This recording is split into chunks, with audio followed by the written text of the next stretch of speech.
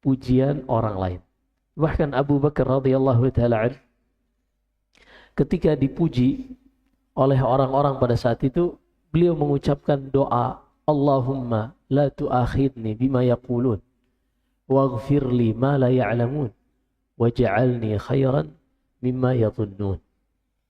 Setiap kali dipuji, Abu Bakar radhiyallahu taala mengucapkan, Allahumma la tu'akhidni bima yaqulun. Ya Allah, janganlah engkau menghukum aku dengan pujian mereka ini.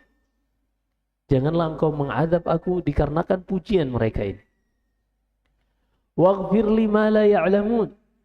Dan ampuni kesalahan-kesalahanku yang mereka tidak tahu. Yang engkau tutup kesalahan-kesalahan ini dari pandangan mereka sehingga tidak tercium. Kan itu yang bikin kita bisa berteman sama orang lain. Karena aib-aib kita ditutup. Sehingga dahulu kata para ulama mengatakan, lau kana dzan lahu rih. Kalau seandainya dosa itu memiliki aroma, niscaya nggak akan ada orang yang saling bergaul. Kemudian kata Abu Bakar radhiyallahu taala, waghfir lima la ya'lamun, dan ampuni aku pada perkara-perkara yang tidak mereka ketahui ya Allah. Waj'alni khairan mimma yadhunnun, dan jadikan aku lebih baik dari apa yang mereka persangkakan di sisimu ya Allah. Yang paling penting bagi seorang muslim adalah kedudukannya di sisi Allah, bukan pujiannya pada pandangan manusia. Adapun pujian manusia, kita tahu manusia itu kenapa memuji kita, karena dia nggak tahu apa yang ada di dalam diri kita. Dia nggak tahu maksiat kita seperti apa. Makanya seorang yang maghrur, seorang yang tertipu dan bodoh, ketika dia terlena dengan pujian orang, lebih parah dari itu ketika dia berusaha untuk mencari orang-orang agar memujinya. Berusaha mencari followers, memperbanyak jamaah yang fanatik kepada dia, sehingga ketika dia mengajar, bukan lagi tujuannya untuk mengedukasi. Yang dia pikirkan adalah bagaimana agar jamaahnya betah. Bagaimana agar jamaahnya ini bisa loyal. Sallallahu alaihi. Sehingga ketika yang akan dia sampaikan adalah perkara-perkara yang mungkin tidak sesuai yang diinginkan oleh audiensnya, berat bagi dia. Dahulu para ulama ketika mereka ditanya, mereka akan menjawab dengan sesuai kapasitas ilmu mereka. Mau orang ini susah atau mudah setelahnya, bukan urusan mereka. Karena mereka mengatakan, pertama kali yang aku lakukan dalam menjawab pertanyaan adalah bagaimana aku selamat di sisi Allah, bukan bagaimana engkau selamat di sisi Allah. Dahulu para ulama ketika mereka ditanya tentang satu permasalahan, yang pertama kali mereka usahakan bagaimana mereka selamat di sisi Allah dalam menjawab pertanyaan tersebut. Bukan bagaimana penanya ini selamat di sisi Allah. Ini maqam yang sangat luar biasa. Sehingga mereka tawarra'u fil fatwa. Mereka dahulu sangat berhati-hati di dalam berfatwa. Datang seorang dari tempat yang jauh kepada Imam Malik rahimahullah, membawa 41 atau 42 pertanyaan. Beliau hanya menjawab belasan pertanyaan saja. Kemudian orang ini mengatakan, ya Imam, aneh datang dari negeri yang sangat jauh, membawa pertanyaan ini agar engkau bisa menjawabnya wahai Imam. Tapi engkau hanya menjawab sekian, sisanya engkau nggak tahu. Apa kata Imam Malik? I'lam anna Malikan la yadri wa akhbir man wara'aka anna Malikan la yadri. Ketahuilah bahwasanya aku nggak tahu menjawab pertanyaan tersebut, dan kabarkan orang-orang yang ada di belakangmu di negerimu bahwasanya Malik nggak tahu. Kenapa demikian para ulama? Karena mereka di dalam menjawab pertanyaan, yang pertama kali yang harus mereka lakukan adalah bagaimana mereka selamat di sisi Allah, bukan bagaimana penanya ini selamat di sisi Allah. Karena ternyata di dalam menjawab pertanyaan,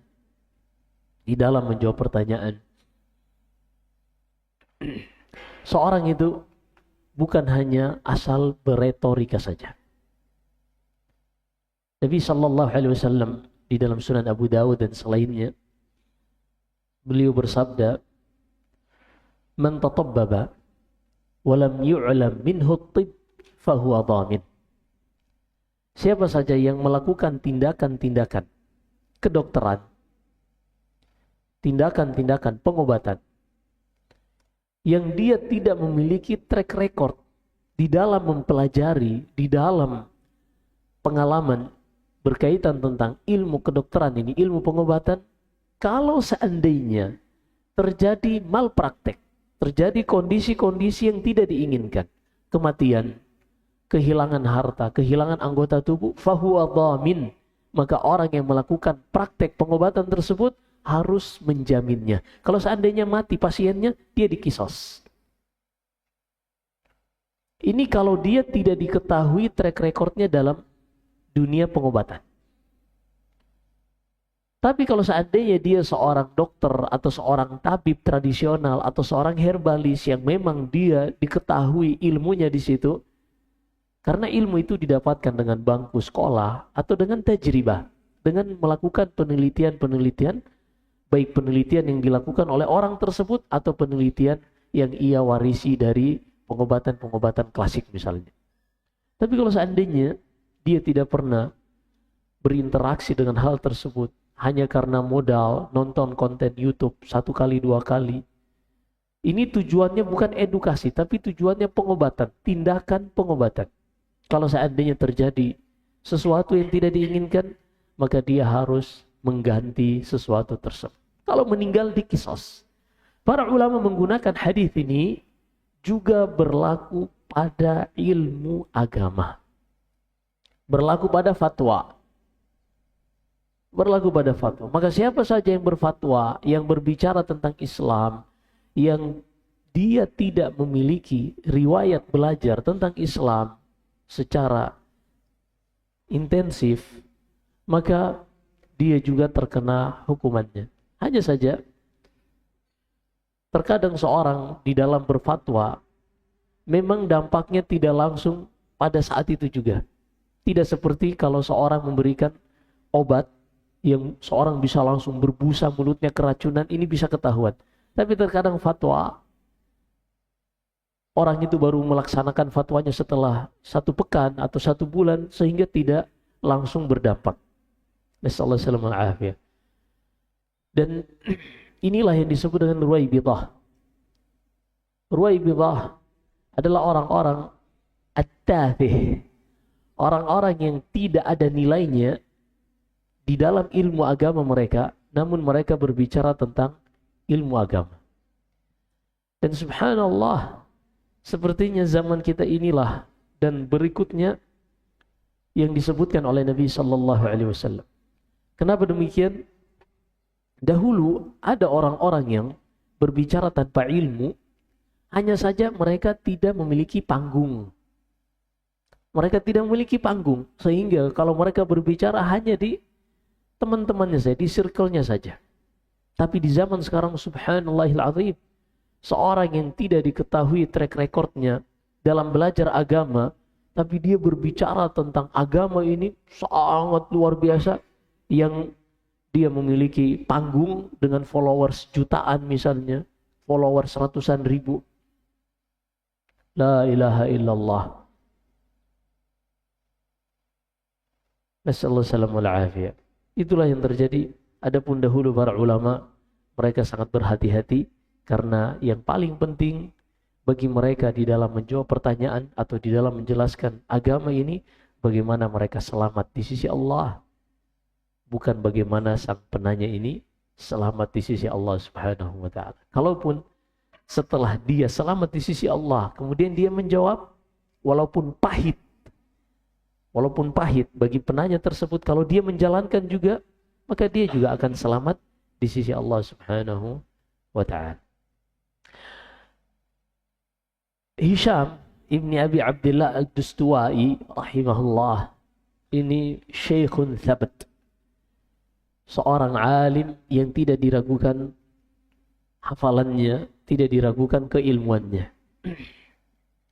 Beliau ini dengan segala keilmuannya yang diakui oleh Syu'bah, kalau sudah diakui oleh Syu'bah, khalas, gak ada lagi yang perlu diragukan. Kalau Al-Imam Syu'bah Ibn Al-Hajjaj Abu Bistam Al-Ataki sudah mengatakan perawi ini thiqah, apalagi dia mengatakan dia lebih thiqah dariku, khalas, cukup. Syu'bah Amirul Mukminin fil hadis, seorang alim ulama hadis yang pertama kali berbicara tentang al-jarh wa ta'dil, Syu'bah.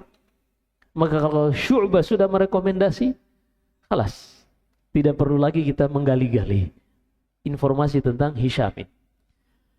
Namun dengan begitu hebatnya Hisham ini di dalam meriwayatkan hadis, beliau pernah mengatakan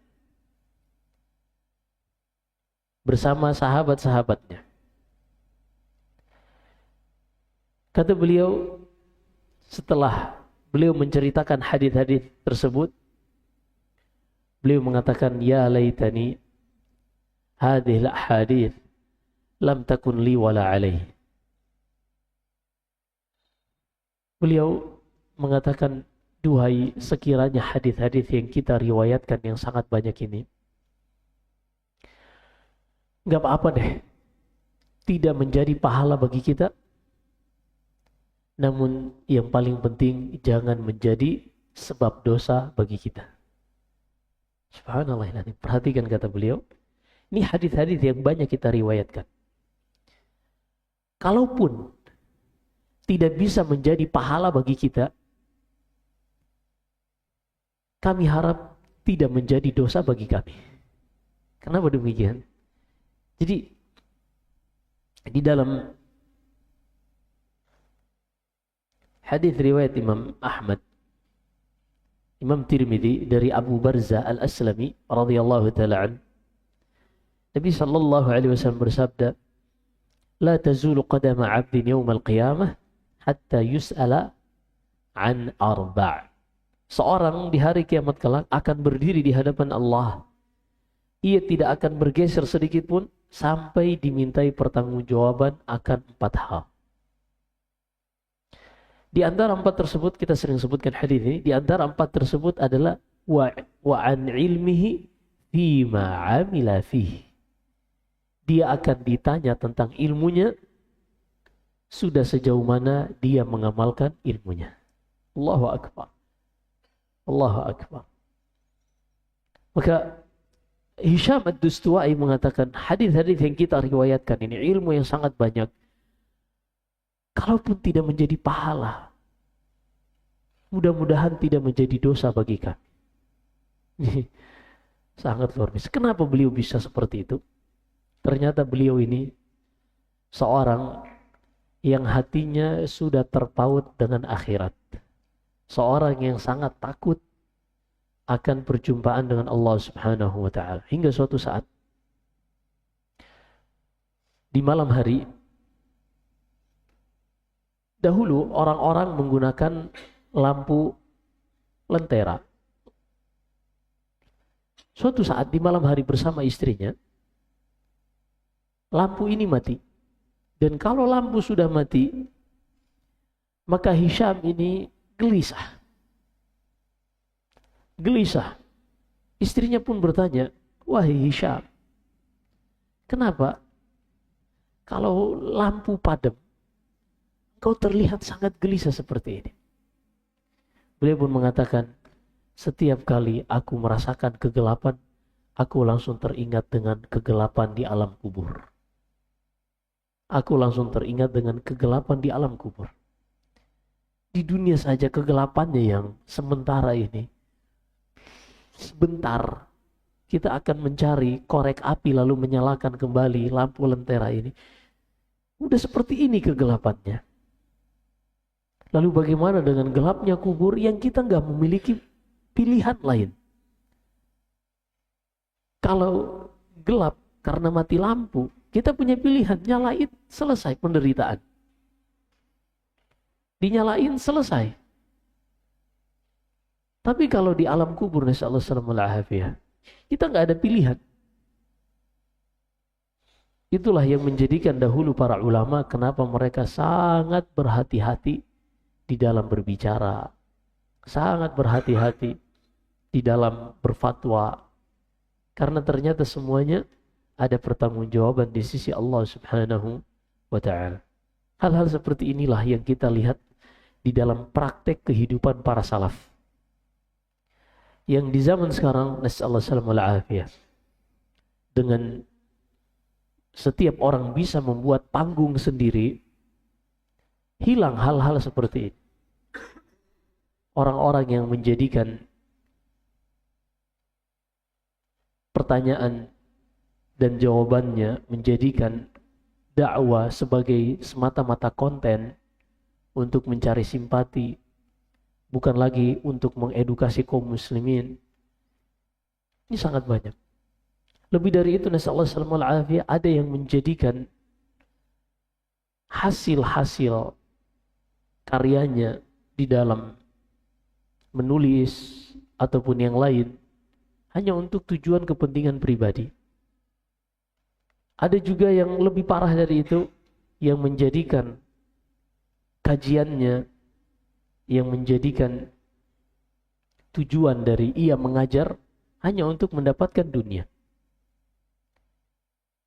Kita jangan tertipu dengan ucapan sebagian salaf, sebagaimana yang dinukil al-Iraqi rahimahullah, tentang sebagian ulama yang mereka membolehkan menerima upah dari menyampaikan hadis. Seperti yang dinukil dari Al-Fadl ibn Dukail Abu Nu'aim.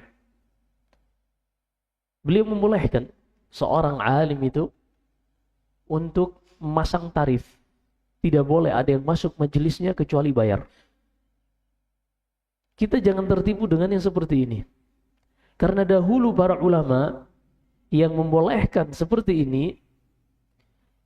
ini hanya untuk mengganti waktu yang seharusnya mereka gunakan untuk mencari nafkah. Karena di sini ada fiqih.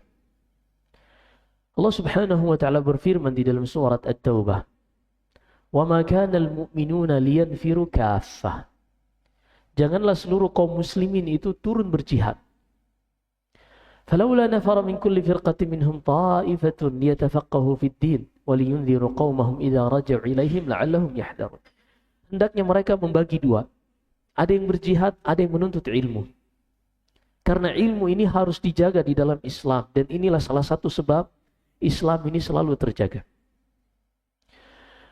Maka perhatikan di sini, Allah jadikan menuntut ilmu dan mengajarkan ilmu memiliki porsi tersendiri.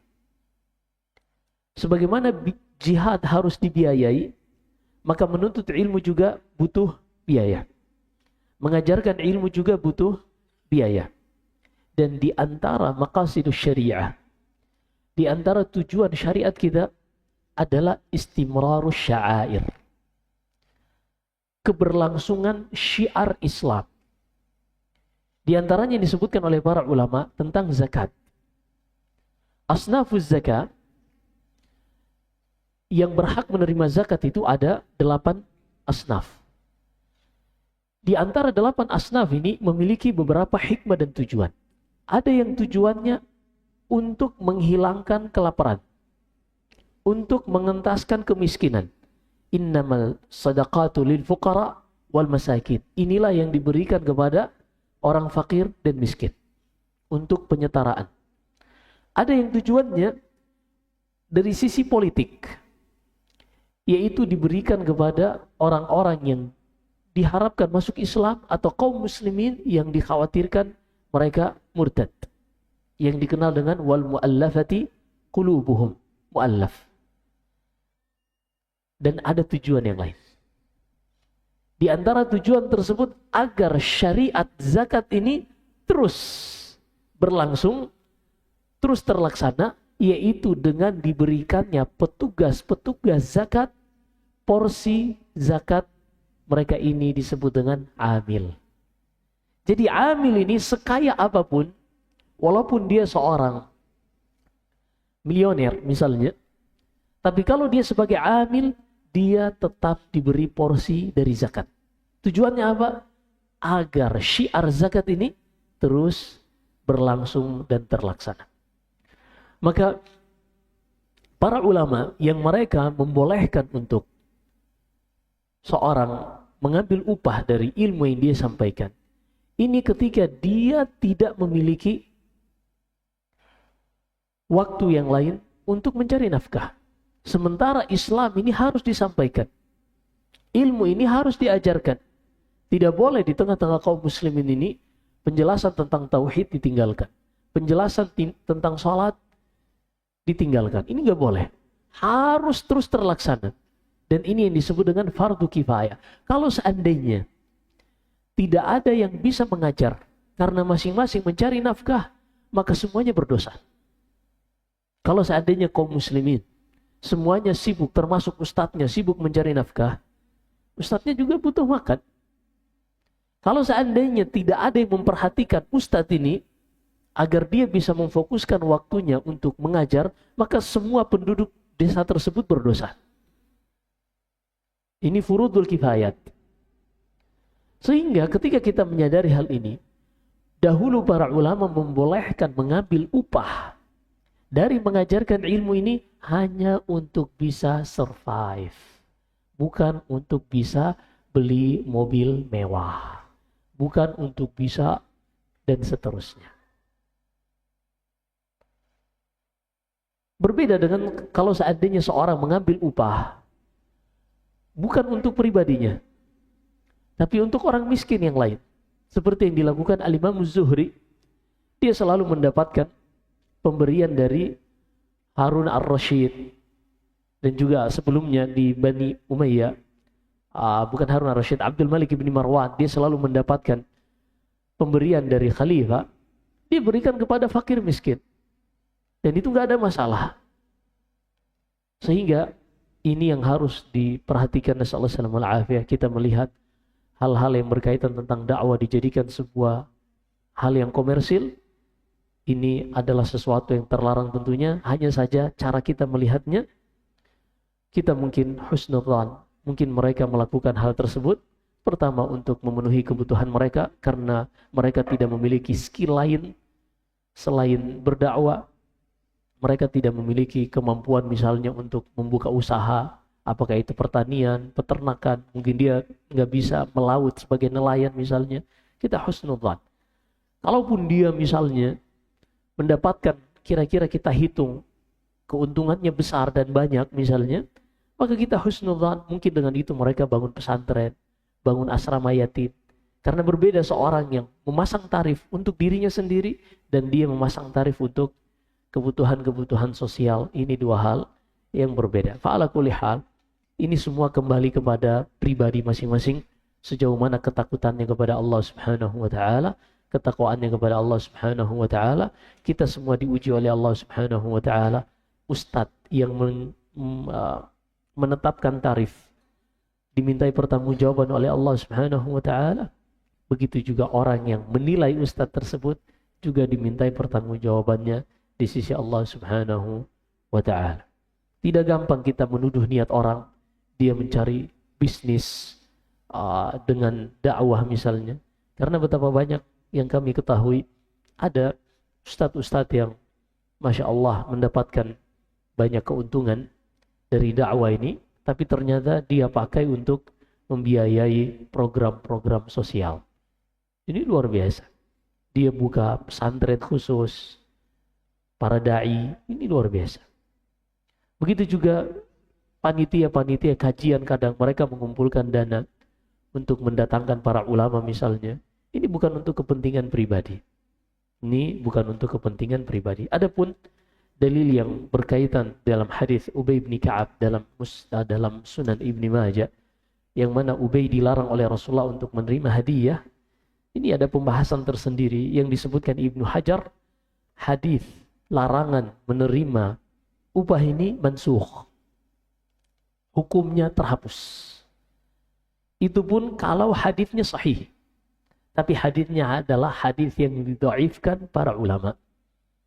Dan hadis yang sahih yang ada di dalam Sahih Bukhari dari Abu Hurairah radhiyallahu taala dari hadis Abu Sa'id Al-Khudri radhiyallahu taala, inna ahaqqa ma akhadtum alaihi ajran kitabullah. Yang paling berhak kalian ambil upah darinya adalah mengajarkan Al-Qur'an. Sehingga di zaman setiap orang bisa berbicara, membuat konten atau mengomentari suatu konten, berhati-hati.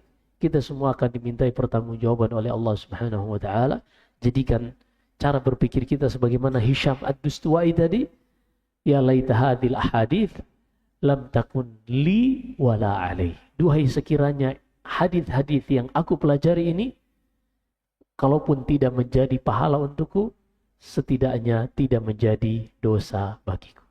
Kalau seandainya setiap kita mau mengomentari sesuatu, kita jadikan ini di depan mata kita, kita berkomentar ini apakah akan menjadi manfaat untuk kita atau dosa?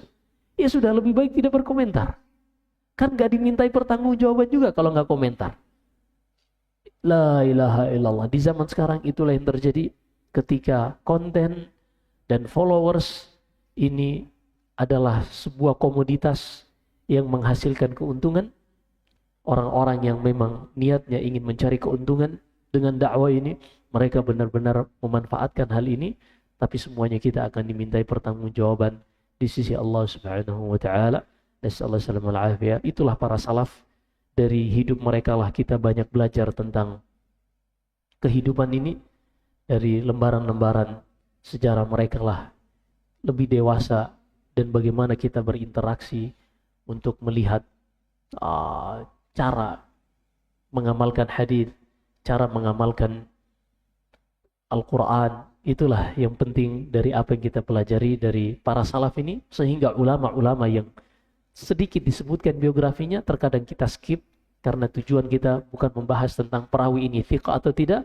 Al-Imam Al-Bukhari ketika meriwayatkan hadis tersebut dari seorang alim cukup untuk kethiqahan imamnya, tapi kita ingin belajar banyak tentang cara hidup, cara berinteraksi, dan cara mengamalkan agama ini. Wallahu a'lam. Jika ada benar semata-mata dari Allah Subhanahu wa taala, jika ada kesalahan dan kekurangan dari saya, wa astaghfirullah li wa lakum. Sallallahu alaihi wasallam baraka ala nabiyina Muhammad. Subhanakallahumma bihamdik, asyhadu an la ilaha illa anta astaghfiruka wa atubu ilaik. Assalamualaikum warahmatullahi wabarakatuh.